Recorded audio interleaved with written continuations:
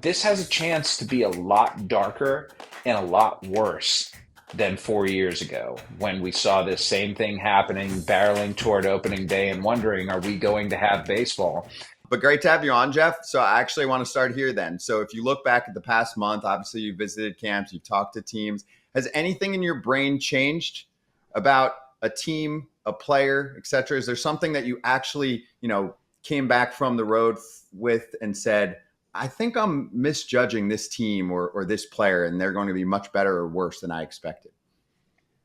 It's hard when you go and talk to guys because this time of year, everyone is so optimistic and they want to believe the best versions of themselves are going to be out there. They want to believe that they're going to stay healthy all season. But I think a good example of that is like you see the Kansas City on my shirt right here. And for the majority of spring training, I was thinking, you know what, I'm going to pick the Royals to win the American League Central.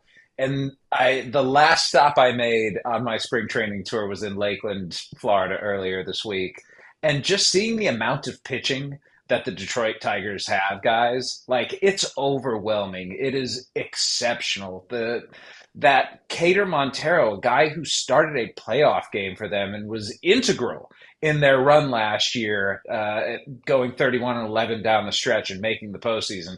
He's not even making the team. And that they can add a guy like Jackson Jobe, who has frontline potential, to a rotation that already includes the American League Cy Young winner and Tarek Skubal, Jack Flaherty on top of that. Casey Mize has looked fantastic this spring. We're not even talking about Alex Cobb yet, who they signed this offseason. And the biggest part of it with the Tigers to me is that with Chris Fetter and Robin Lund as their pitching coaches and AJ Hinch pulling the strings as manager, like they deploy their pitchers maybe better than any other organization out there. And so I wound up picking the Tigers to win the Central, and people in Kansas City are not very happy with me right now. Jeff, first of all, we're doing power rankings today. I don't have the Tigers in my top 10, so now I'm going to have to change them real quick because I hate doing power rankings. I think they're kind of dumb, but that's my opinion. The worst. This is where ball players and reporters find common ground. Sometimes there are things that we're going to argue about. We both agree power rankings suck. So thank you for that, AJ. I appreciate it. You're welcome. And by the way, the Dodgers are going to be number one until they lose somewhere in the playoffs. Okay, so I'm just going to say Dodgers won. The field there's a giant step down to the field with just because. But we don't need to talk about. By the way, I know it's Atlanta and San Diego because you get to follow my game on Saturday night, so you can do the game on Sunday to follow up. The Fox coverage. That's why I knew what game you were doing. But I want to know this. Besides the Tigers and the Dodgers, obviously, is there another team that no one's talking about that just jumped out there and you're like, wow, this team could be good? Because I think the A's can be better than what people are saying. I know they have a different division, but I feel like the A's, for some reason, we were at their camp. I know Kotsay very well. Just talking to their guys, there's a different feeling than I've ever gotten from the A's for a long time. Yeah, and I think the A's are going to take a step forward for sure. I don't know if you've gotten to see Nick Kurtz at all. He's not breaking with the club, but I think the second he gets there, he's going to be like an all-star caliber first base bat. Like he's really, really good. So the A's are on the upswing. Teams that didn't make the playoffs last year, I have the Rangers winning the American League pennant. Now, I understand they won the World Series a couple of years ago, so this isn't exactly going out on a limb, but there was just so much regression last year from guys, and I think the regression is going to be in the positive for him this season. And Jacob deGrom coming back, we're not going to get 200 innings out of him necessarily, but I still think that the stuff is there.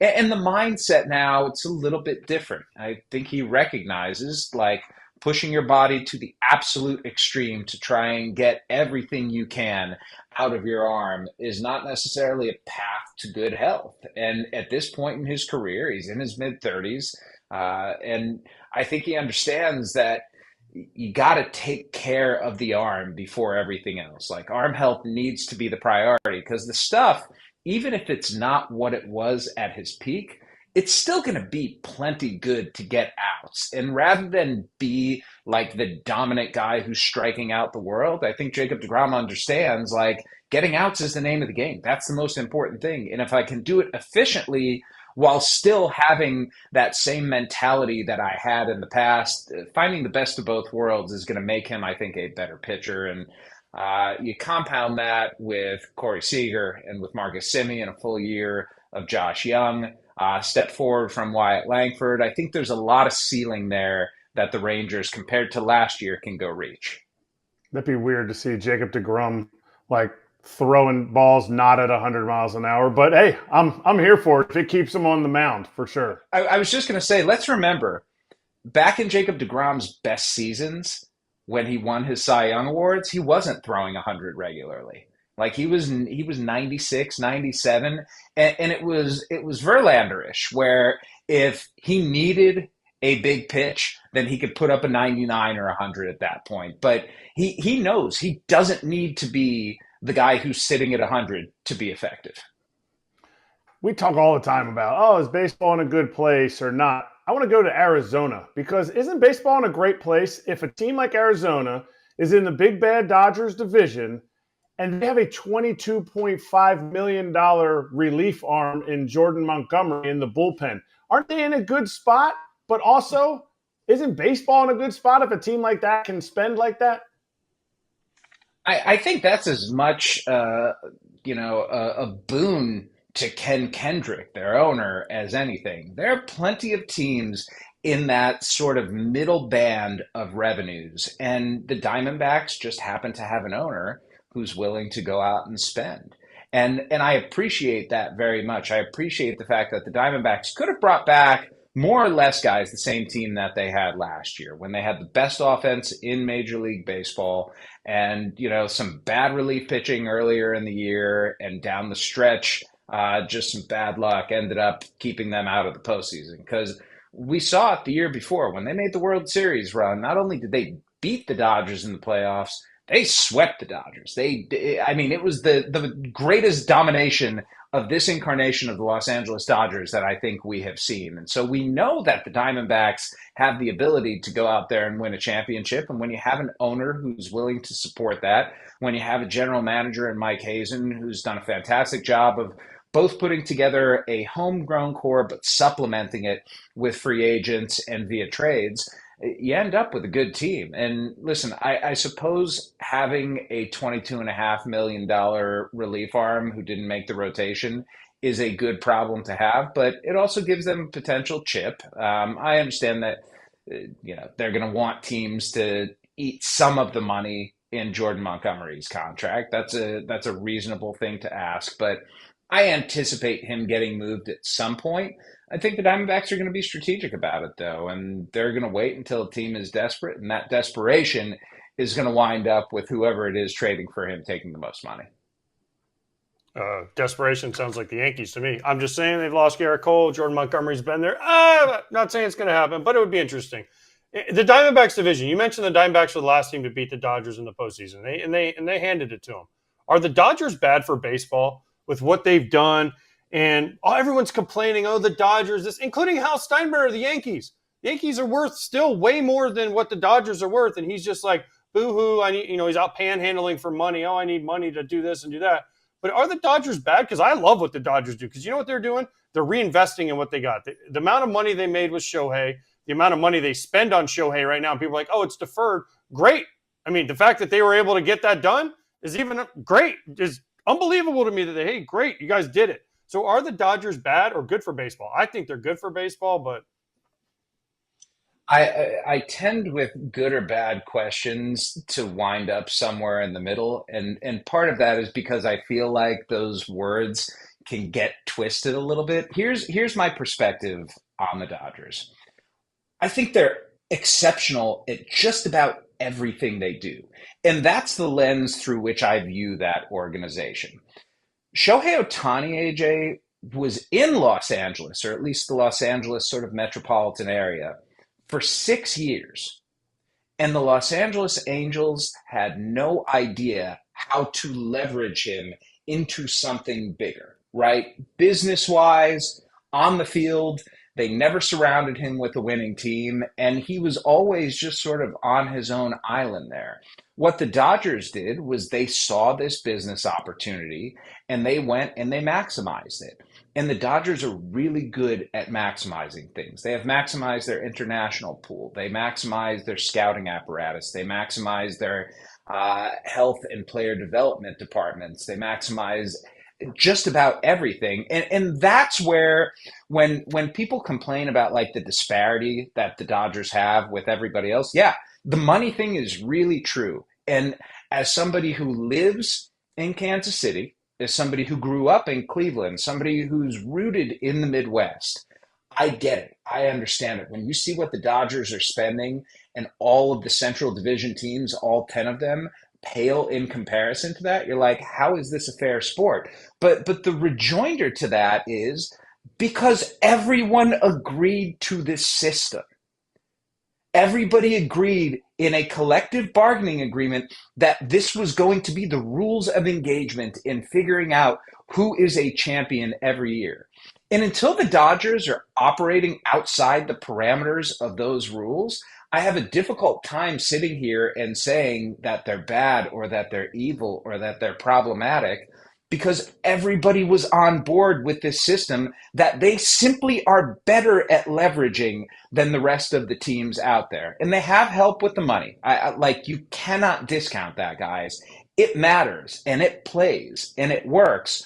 But we have seen organizations that have lots of money, that spend on payroll, that do these things and don't have the success of the Dodgers. So I think simultaneously we should acknowledge that the Dodgers do have an advantage because of money, but not discount the fact that they are better at just about everything than everyone else. And that's where you end up with this super team when you have a team that has those advantages and knows how to use them better. More in a minute, but first, a quick word from our sponsor of this video. If you're looking for premium clothes at an affordable price, you got to check out True Classic. AJ, you're rocking the True Classic shirt right now. Oh, believe it. Look at this thing. Look at it. Soft. It fits perfect, even with these guns. Not too tight like Scott likes it. Little bit of room to move in there, right? Look, you can wear it under a suit. You can wear it out to dinner with some nice jeans. You can wear it to the gym if that's what your game is. Whatever it takes, this thing fits great, feels great. Great shirt. The long sleeve Henny for these cold, kind of warm spring days. Perfect. Yep. Build the perfect outfit in 5 minutes or less. Everything goes great together. Free shipping on all orders. It's designed to bring out your best features with a perfect fit. So, FT fam, whether you're bundling up for the cold or getting ready for spring, level up your style with clothes that actually fit right. Go to our exclusive link, trueclassic.com/foul to save. That's trueclassic.com/FOUL. Shop now and elevate your wardrobe today. FT fam, get after it. And now back to the video. With all that being said, how hard are owners going to push for this salary cap? We already technically have a soft salary cap, but how hard are they going to push this time around? Remains to be seen. As somebody who enjoys watching baseball, Kratzy, like watching the game on the field, I hope they don't push for it, because if they do push for it, we're not going to see baseball. Like that's what this comes down to. And it's going to be a real window, I think, into Major League Baseball and into its owners and into the league's priorities and visions for the future, just how hard they lean into the idea that a salary cap is a must-have this time around. If they do, that means that they are prepared to shut down the sport. Because, look, unless something miraculous happens, MLB is going to lock out the players in early December of 2026. Like, that's just, Rob Manfred telegraphed it already. It's part of their playbook. It's part of what they use. It's trying to get leverage. Like, I get it, because those months, during the off season, you're not missing games, but this has a chance to be a lot darker and a lot worse than 4 years ago, when we saw this same thing happening, barreling toward opening day and wondering, are we going to have baseball? And I just wonder, and I look forward to asking owners this going forward. I feel like there's positive momentum in the game right now. I feel like baseball is in a pretty good place. The pitch clock worked.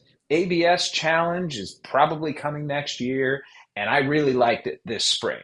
You have stars up and down the sport, led by the guy who is the most recognizable baseball player in at least a quarter century. And if we're taking Shohei Ohtani, what do we go back to? Ken Griffey Jr., like in his prime? Probably so.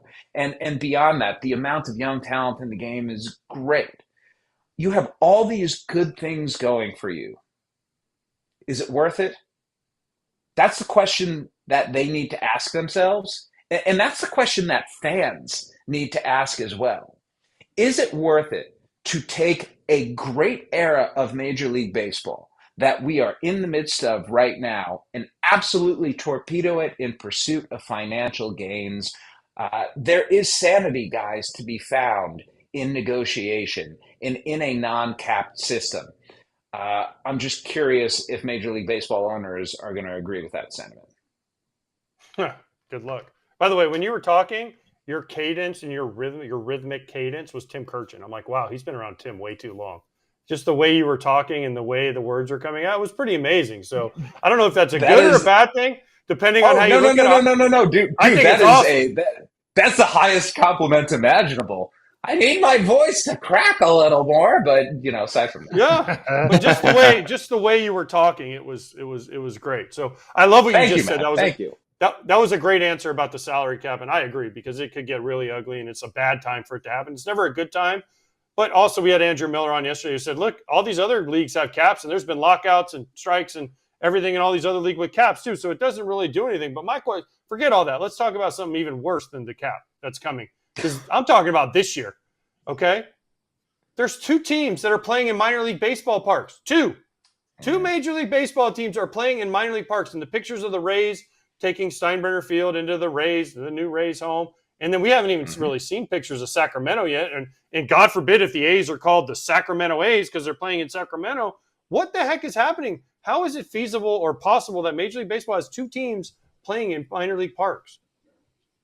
I wrote about this a couple of weeks ago, and when we look at the minor league parks, AJ, we're just taking it as like, yeah, they're either moving or things are problematic with their stadium situation, and they had to do this. No, this is something that goes back for both of them about 2 decades. And that's my whole issue with the thing. It's that they have had a long time to try and solve this problem. And because it festered and because it waited around unresolved, you wound up with these panic moves. Now, I think they're a little bit different. The Rays would not be playing in Steinbrenner Field right now if not for the hurricanes that came through and damaged Tropicana Field. But at the same time, the Rays stadium situation has a chance to get even uglier than what the A's turned into. And it wouldn't surprise anybody if the Rays ended up moving. Now, I know Rob Manfred wants to keep them around there, and the showdown, the inevitable showdown between Major League Baseball and Stu Sternberg, the owner of the Rays, is brewing right now. But you guys were talking about earlier the A's have a chance to surprise, and I think in the American League East, especially now that it looks like Shane McClanahan avoided major injury, I was tempted to pick the Rays, not just to go to the playoffs, but to win the American League East. I think they are a sneaky, very, very good team. Fundamentally sound. They can pitch well. Their bullpen's going to be awesome this year, and I think they're going to hit enough. And Junior Caminero has a chance to be a real star. So there is a scenario in which we have playoff games in minor league parks. And that, to me, is where it's really going to stand out and be like, this is Major League Baseball in a minor league park. Is this really what the league stands for? Is this really what the league wants to look like? Apparently so. It's a reality. And Rob Manfred called it charming and intimate. And as in the story, I had an editor who added this line. I was very appreciative of it. Charming and intimate is what realtors say when the house is small. Like, that's what we have right here. It's just a mediocre version of what should be, which is the big, beautiful ballparks that Major League Baseball games are normally played in. That is so good, coming from someone who has lived a lot of life in New York City and gone on a lot of those little apartment looks where they're like, you're really going to love this. It's really charming. It's a closet. And it's yours for $7,000 a month. That is New York City for a lot of areas. Anyway, all right. I want to ask you about, love the answer. I want to ask you about Ohtani. Okay. So Dodgers won the World Series last year. Ohtani had a ridiculous season as a DH. What do we expect from him this year, especially as far as the pitching situation? I know you've written a book about pitching and obviously the arm problem we have in Major League Baseball. I don't want to forget how much he's actually had to go under the knife for the arm, still perform with the bat, and then figure out how the Dodgers are going to make sure that he can pitch for them but not sacrifice the bat. So have you learned anything in the spring training time period about how do you think they're going to play this out with him? I wish I could take the experience that I had from reporting the arm and apply it to Ohtani, but he's such a unique scenario. I think the Dodgers are, they're just sort of winging it. And that's not to suggest they're being flip about how they're approaching it with him. I just think there's no playbook.